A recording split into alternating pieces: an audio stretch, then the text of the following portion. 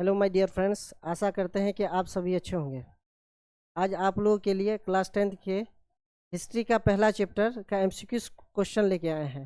पहला chapter Europe में राष्ट्रवाद है। आप लोग हमसे जुड़े रहिए, इकरा टॉपर्स के साथ जुड़े रहिए। आशा करते हैं कि हिस्ट्री में जो है बहुत ही अच्छे नंबर आप लेके आएंगे।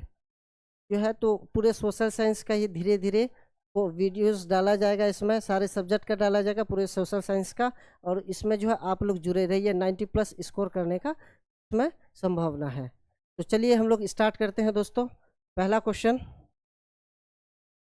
चैप्टर का नाम है यूरोप में राष्ट्रवाद। पहला क्वेश्चन है, रक्त और लोह की नीति का अवलंबन किसने किया। पहला चैप्टर है, पहला ये क्वेश्चन है हम लोग का। क्वेश्चन नंबर 1, रक्त और लोह नीति का अवलंबन किसने किया। ऑप्शन ए है गैरिबाल्डी, ऑप्शन बी है मेजिनी, ऑप्शन सी है बिस्मार्क, ऑप्शन डी है नेपोलियन बोनापार्ट।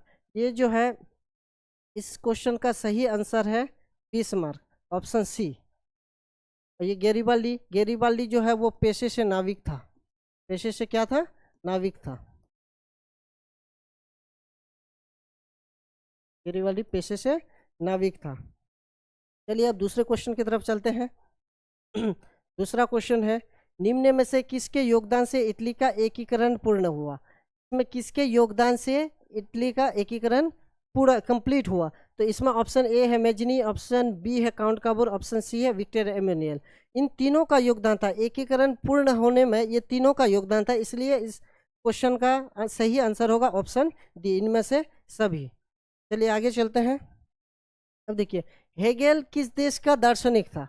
तीसरा नंबर क्वेश्चन है, हेगेल किस देश का दार्शनिक था। Option A France, option B है इटली, ऑप्शन सी है जर्मनी, ऑप्शन डी है ऑस्ट्रिया। तो हेगेल किस देश का दार्शनिक था। ये जो है एक बहुत बड़ा विद्वान था। ये जो है जर्मनी का था। हेगेल किस देश का दार्शनिक था, वो जर्मनी का था। के बाद है, जर्मन राइन राज्य का निर्माण किसने किया था। जर्मन राइन राज्य का निर्माण जो है Napoleon Bonaparte, Napoleon third, Bismarck, Napoleon Bonaparte ने किया था। जर्मन राज्य का निर्माण किसने किया था? Napoleon Bonaparte. इस क्वेश्चन का सही आंसर ऑप्शन बी है। चलते हैं आगे। वियना कांग्रेस का मुख्य उद्देश्य क्या था। वियना कांग्रेस का मुख्य उद्देश्य क्या था। इस क्वेश्चन में पूछा वियना कांग्रेस का मुख्य उद्देश्य क्या था। ये गणराज्यों को पुनः स्थापित करना। दूसरा क्या है, लोकतंत्र को पुनः स्थापित करना, राजतंत्र को पुनः स्थापित करना। इनमें से कोई नहीं। तो वियना कांग्रेस का मुख्य उद्देश्य जो था तो राजतंत्र को पुनः स्थापित करना था। राजतंत्र को पुनः स्थापित करना था। ठीक है, नेक्स्ट क्वेश्चन की तरफ चलते हैं हम लोग। फ्रांसीसी क्रांति कब हुई थी। फ्रांसीसी क्रांति कब हुई थी। ऑप्शन ए है 1789, ऑप्शन बी है 1804, ऑप्शन सी 1871, ऑप्शन डी है 1817। फ्रांसीसी क्रांति 1789 ईस्वी में। तो इस क्वेश्चन का सही आंसर है ऑप्शन ए। इस क्वेश्चन का सही आंसर है ऑप्शन ए। और 1871 में जो है ये फ्रैंकफर्ट की संधि हुई थी। फ्रैंकफर्ट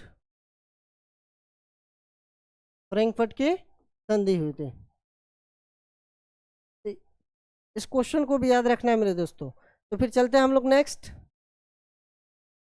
मेजनी का संबंध किस संगठन से था। मेजनी का संबंध किस संगठन से था। ऑप्शन ए है लाल सेना, ऑप्शन बी है कार्बोनरी, ऑप्शन सी है डाइट, ऑप्शन डी है जॉलवनी। तो ये इस क्वेश्चन का सही आंसर जो है कार्बोनरी है। मेजनी का संबंध जो है वो कार्बोनरी दल से था। और जॉलवनी जो है ये एक व्यापारियों का संगठन है। जॉलवनी जो है ये एक व्यापारियों का संगठन है।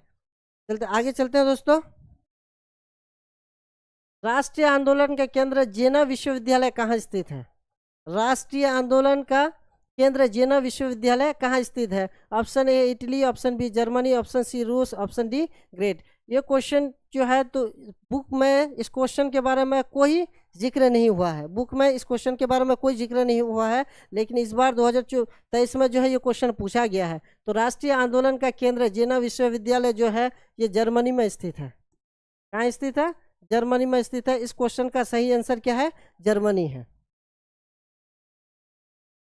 अब चलते हैं हम लोग, कोसूत का संबंध किस देश से है। कोसूत का संबंध किस देश से है। तो ऑप्शन ए है ऑस्ट्रिया, ऑप्शन बी है यूनान, ऑप्शन सी है पोलैंड, ऑप्शन डी है हंगरी। तो कोसूत का संबंध जो है मेरे दोस्तों ये हंगरी से है। तो एक क्वेश्चन और पूछते हैं, ये हंगरी की राजधानी, हंगरी का राजधानी कहाँ है? तो हंगरी का राजधानी जो है वो बुडापेस्ट है। इस क्वेश्चन को भी याद रखना, ये भी क्वेश्चन पूछा गया है बार बार। नेक्स्ट क्वेश्चन है, इटली के एकीकरण में निम्न में से किसने योगदान किया था? इटली के एकीकरण में मैजिनी, गेरिबाल्डी, काउंट काबूर सभी। तो ये क्वेश्चन एक बार रिपीट हो गया है। इस क्वेश्चन का सही आंसर है सभी। इसमें मैजिनी ने भी योगदान दिया था, गेरिबाल्डी ने भी योगदान दिया था, काउंट काबूर भी योगदान दिया था। नेक्स्ट क्वेश्चन है मेरे दोस्तों, वेना सम्मेलन हुआ था, वेना सम्मेलन कब हुआ था या फिर वेना सम्मेलन हुआ था, दोनों सेम बात है। ऑप्शन ए 1815 में, ऑप्शन बी 1848 में, ऑप्शन सी 1870 में, ऑप्शन डी है 1871। वेना सम्मेलन जो हुआ था यह 1815 इसका सही आंसर है।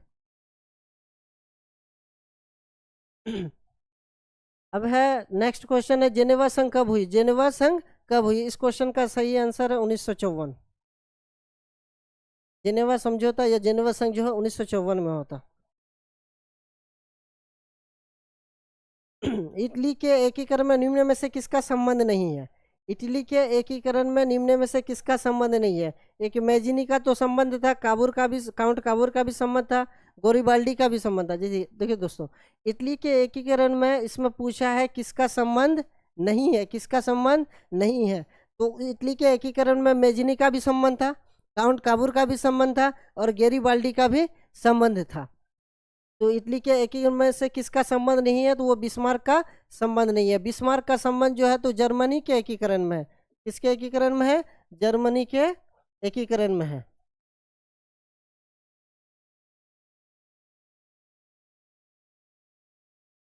जर्मनी के एकीकरण में है दोस्तों। चलते हैं आगे। जर्मनी के एकीकरण का प्रमुख वास्तुकार कौन था? तो अभी हमने बताया पिछले क्वेश्चन में, जर्मनी का एकीकरण के संबंध में जो है तो वो बिस्मार्क है। किस संबंध? जर्मनी के एकीकरण में, जर्मनी के एकीकरण में प्रमुख वास्तुकार कौन था? तो वो बिस्मार्क था। तो आगे चलते हैं दोस्तों। नेक्स्ट क्वेश्चन, जर्मनी के एकीकरण के लिए कौन उत्तरदायी था? वही क्वेश्चन फिर पूछा है, रिपीट किया है एक बार। ये इसका सही आंसर क्या होगा? बिस्मार्क। क्या होगा सही आंसर? बिस्मार्क। 1871 में कौन सी संघ हुई थी? 1871 में कौन सी संघ? जर्मनी की संघ, फ्रांस की संघ, वियना की संघ, इनमें से कोई नहीं। 1871 में जर्मनी की संघ हुई थी, फ्रांस की संघ हुई थी, वियतनाम की संघ हुई थी, या फिर इनमें से कोई नहीं। तो जर्मनी का एकीकरण जो हुआ था वो भी 1871 में हुआ है। जर्मनी का एकीकरण या इटली का एकीकरण हो, दोनों क्या है 1871 में फ्रैंकफर्ट की संधि के बाद ही हुआ था। फ्रैंकफर्ट की संधि के बाद ही हुआ था, इसलिए इसका सही आंसर ऑप्शन ए है। नेक्स्ट क्वेश्चन है, 1830 के क्रांति के बाद फ्रांस में किस प्रकार का शासन स्थापित हुआ? ऑप्शन ए संवैधानिक राजतंत्र, संसदीय राजतंत्र, गणराज्य, तानाशाही। तो 1830 के क्रांति के बाद फ्रांस में किस प्रकार का शासन हुआ था? वो संवैधानिक राजतंत्र हुआ था। संवैधानिक राजतंत्र हुआ था। तो इस क्वेश्चन का सही आंसर ऑप्शन ए है, संवैधानिक राजतंत्र हुआ था। फ्रैंकफर्ट की संधि किस वर्ष हुई थी? तो इससे पिछले इसमें एक्सप्लेन किया हम कि फ्रैंकफर्ट की संधि कब हुई थी। तो फ्रैंकफर्ट की संधि 1871 में हुई थी, 1871 में हुई थी। और 1870 में जो है, 1870 में जो वो सेडान का युद्ध हुआ था। किसका युद्ध हुआ था? सेडान का युद्ध हुआ था।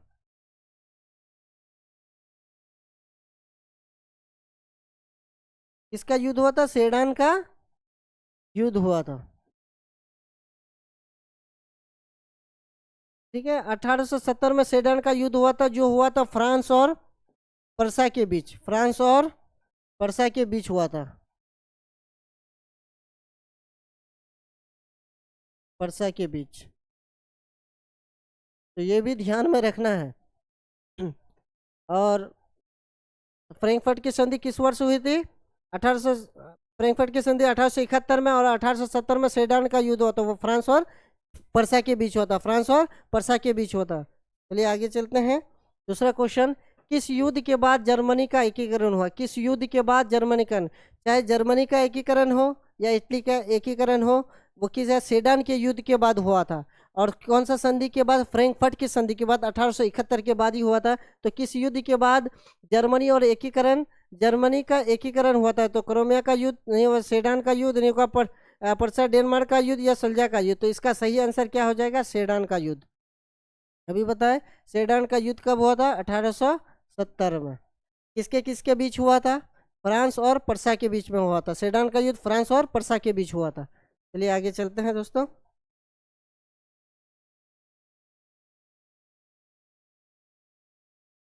वियना संघ में कौन सा राष्ट्र सम्मिलित नहीं था, वियना संघ में कौन सा राष्ट्र सम्मिलित नहीं था, ब्रिटेन, रूस, फ्रांस, जर्मनी। इस क्वेश्चन का सही आंसर हो जाएगा जर्मनी। जर्मनी वियना संघ में क्या है, ये वियना संघ में जो है तो राष्ट्र में सम्मिलित नहीं था, जर्मनी संघ में नहीं था। आगे चलते हैं दोस्तों। बिस्मार्क क्या था, बिस्मार्क, इसमें पूछा है बिस्मार्क क्या था। ऑप्शन ए है कवि, ऑप्शन बी है कूटनीतिक, ऑप्शन सी है प्रधानमंत्री, ऑप्शन डी है राजनीतिक। तो इसका जो सही आंसर है वो क्या हो जाएगा, ऑप्शन बी हो जाए कूटनीतिक। बिस्मार्क जो था वो एक सफल कूटनीतिक था। बिस्मार्क क्या था, एक सफल कूटनीतिक था। नेक्स्ट क्वेश्चन है काबूर कौन था, काबूर। नेक्स्ट क्वेश्चन है काबूर कौन था, जर्मनी का राजा है, इटली का प्रधानमंत्री, इटली का राजा, जर्मनी का मंत्री। तो इसका हो जाएगा काबूर जो था तो वो इटली का प्रधानमंत्री था। कौन था, इटली का प्रधानमंत्री था। काउंट काबूर जो था वो इटली का प्रधानमंत्री था, जो विक्टर एनुअल ने उसको बनाया था। नेक्स्ट क्वेश्चन है सन 1870 में फ्रांस और पर्सा के बीच युद्ध कहाँ हुआ था। सन 1870 में फ्रांस और पर्सा के बीच, ये पहले ही हम डिस्कशन कर दिए, बता दिए। फ्रांस और पर्सा के बीच 1870 में जो युद्ध हुआ था उसका नाम क्या था, सेडान का युद्ध। उसमें जो युद्ध हुआ था कहाँ हुआ था, वो सेडान में, इसलिए उसका नाम क्या है, सेडान का युद्ध। ठीक है, इसका ऑप्शन ए बिल्कुल सही है। आगे चलते हैं। सेल्सविग,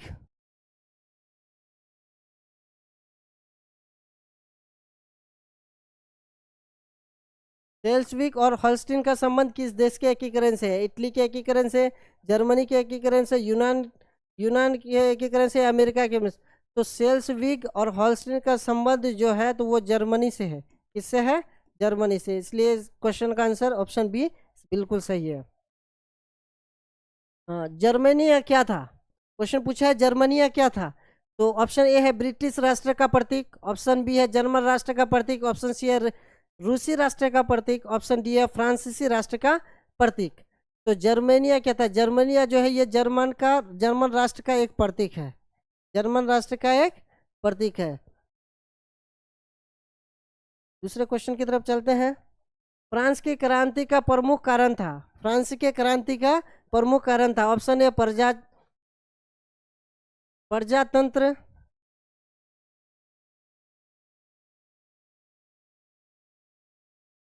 ऑप्शन बी गिरावट पत्र है, ऑप्शन सी निरंकुश शासन, ऑप्शन डी क्या है, मतलब पड़ता है। जो ऑप्शन गलत है, लेकिन इसका सही जो आंसर है वो निरंकुश शासन। क्या है, फ्रांस के क्रांति का प्रमुख कारण क्या था, निरंकुश शासन। तो दूसरे क्वेश्चन की तरफ चलते हैं। फ्रांस में किस शासक वंश की स्थापना वीना कांग्रेस के द्वारा की गई थी, फ्रांस में किस शासक वंश की स्थापना वीना कांग्रेस के द्वारा की गई थी। तो फ्रांस में जो है तो ये हैब्सबर्ग है, ऑप्शन बी है आर्लिया वंश, ऑप्शन सी है बुर्बो वंश, ऑप्शन डी है जारसई। तो फ्रांस में जो है, फ्रांस में जो किस शासक वंश की स्थापना वीना कांग्रेस, वीना कांग्रेस के जो द्वारा जो किया गया था तो वो बुर्बो वंश, किसका किया गया था, बुर्बो वंश। अगला क्वेश्चन है वीना सम्मेलन या फिर वीना कांग्रेस का अध्यक्ष कौन है, नेपोलियन बोनापार्ट, लुई 18वां, चार्ल्स मेटरनिक या फिर क्या हो जाए मेटरनिक। तो दोनों ऑप्शन सही दिया है, तो इसका मेटरनिक ही मानिए। ये ऑप्शन में कुछ ऑप्शन में त्रुटि है, ठीक है, इसका मेटरनिक मानिए। ये ऑप्शन कुछ दूसरा होना चाहिए, दूसरा नहीं दिया, इसमें मेटरनिक होगा। ठीक है, देख लिया वीना सम्मेलन का अध्यक्ष कौन था, तो ये क्या हो जाएगा, मेटरनिक। ठीक है, नहीं तो इस क्वेश्चन को अभी स्किप कीजिए।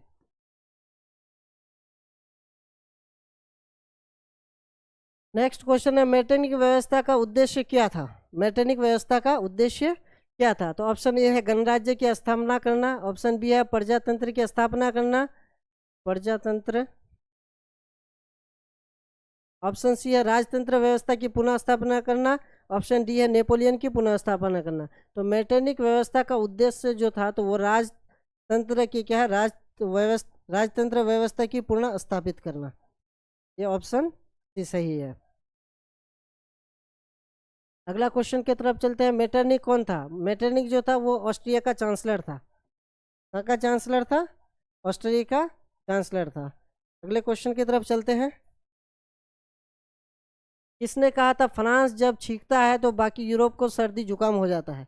किसने कहा था कि फ्रांस जब छींकता है तो बाकी यूरोप को सर्दी जुकाम हो जाता है? ऑप्शन ए है नेपोलियन, ऑप्शन बी है हिटलर, ऑप्शन सी है मेटरनिक, ऑप्शन डी है गेरिबाल्डी। तो ये बात जो है तो मेटरनिक ने कहा था। अगले क्वेश्चन की तरफ चलते हैं। रोमानीवाद क्या है? रोमानीवाद क्या है? तो ऑप्शन ए है एक राजनीतिक आंदोलन, ऑप्शन बी है एक सांस्कृतिक आंदोलन, ऑप्शन सी एक आर्थिक क्रांति, ऑप्शन डी एक धार्मिक क्रांति। तो रोमानीवाद जो है एक सांस्कृतिक आंदोलन है। रोमानीवाद क्या है? एक सांस्कृतिक आंदोलन है। तो ऑप्शन बी सही है। नेक्स्ट क्वेश्चन में चलते हैं। मारियान किस देश के राष्ट्रवाद का प्रतीक है? ऑप्शन ए है फ्रांस, ऑप्शन बी है जर्मनी, ऑप्शन सी है इटली, ऑप्शन डी है। तो मारियान जो है वो फ्रांस का राष्ट्रीय प्रतीक है। किसका राष्ट्रीय प्रतीक है? फ्रांस का राष्ट्रीय प्रतीक है। ऑप्शन ए है। नेक्स्ट क्वेश्चन है। राष्ट्रवाद के उद्भव का जन्म विकास घटना से माना जाता है। राष्ट्रवाद की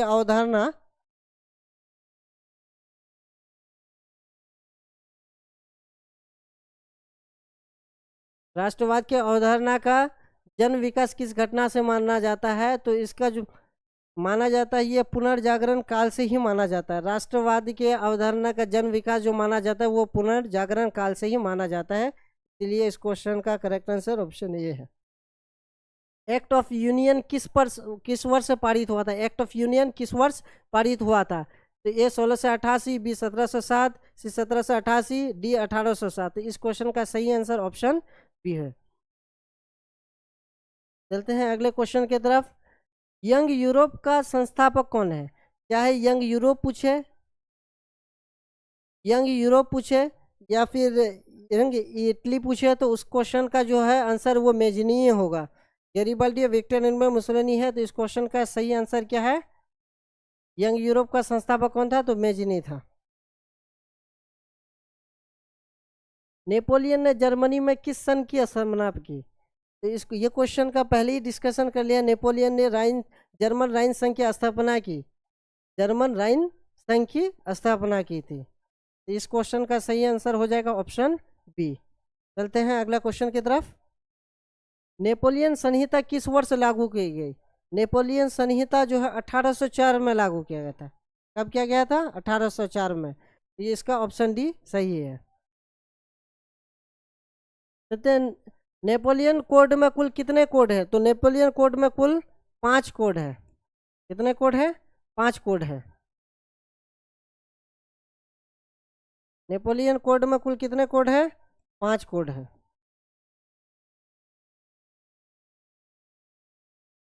इटली एवं जर्मनी वर्तमान में किस महाद्वीप के अंतर्गत आते हैं? तो इटली एवं जर्मनी जो है तो ये यूरोप महादेश के अंतर्गत आते हैं। इटली एवं जर्मनी वर्तमान में जो है तो किस महाद्वीप में आते हैं? यूरोप महाद्वीप में आते हैं। आप लोग बताइए कि भारत किस महाद्वीप के अंतर्गत आते हैं? ये क्वेश्चन आप कमेंट करके बताएंगे।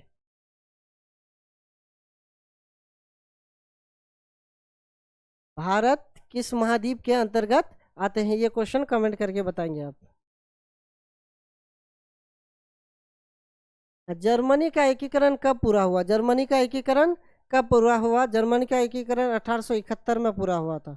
कब पूरा हुआ था? 1871 में पूरा हुआ था। किस संधि द्वारा जर्मनी का एकीकरण पूरा हुआ? डेनमार्क की संधि, गैस्टिन की संधि, प्राग की संधि, फ्रैंकफर्ट की संधि। तो आपको पहले ही बता दिए, क्वेश्चन में डिस्कशन कर लिए हैं कि जर्मनी का एकीकरण हो या इटली का एकीकरण हो, दोनों जो हुआ था वो फ्रैंकफर्ट की संधि के बाद ही हुआ था। फ्रैंकफर्ट की संधि के बाद ही हुआ था। चलते हैं अगले क्वेश्चन की तरफ। किसने अपनी कूटनीति के बल पर इटली की समस्याओं को संपूर्ण यूरोप की समस्या बना दिया? किसने अपनी कूटनीति के बल पर इटली की समस्याओं को संपूर्ण यूरोप की समस्या बना दिया? ऑप्शन ए है काउंट काबूर, ऑप्शन बी है गैरिबाल्डी, ऑप्शन सी है मैजिनी, ऑप्शन डी है विक्टर एनिमल। तो किसने अपनी कूटनीति के बल पर इटली की समस्या को संपूर्ण यूरोप की समस्या बना दिया? तो काउंट काबूर ने। इसका सही आंसर है ऑप्शन ए। यंग इटली का संस्थापक कौन था? यंग इटली का संस्थापक कौन था? जो यंग इटली का संस्थापक जो है वो मैजिनी है। यंग इटली का संस्थापक वो मैजिनी है। चलते हैं अगले क्वेश्चन की तरफ। लाल कुर्ती का गठन किसने किया? लाल कुर्ती का गठन किसने किया? Option A Cavour, option B Mazzini, option C Bismarck, option D Garibaldi. तो लाल कुर्ती का गठन जो है वो गैरिबाल्डी किया था। अब आप लोग ये बताइए कि गैरिबाल्डी पेशे से क्या था? गैरिबाल्डी पेशे से नाविक था। चलते हैं नेक्स्ट क्वेश्चन की तरफ। काबूर कौन था? काबूर कौन था? ऑप्शन ए जर्मनी का राजा, ऑप्शन बी इटली का प्रधानमंत्री, ऑप्शन सी इटली का राजा, ऑप्शन डी जर्मनी का मंत्री। तो काबूर जो था वो इटली का प्रधानमंत्री था। इसका सही आंसर है ऑप्शन बी। तो आज का ये क्लास यहीं से समाप्त होता है। फिर हम लोग मिलेंगे नेक्स्ट वीडियो में, अगला चैप्टर का क्वेश्चन लेके आएंगे। आप लोग हम लोग से जुड़े रहें। धन्यवाद।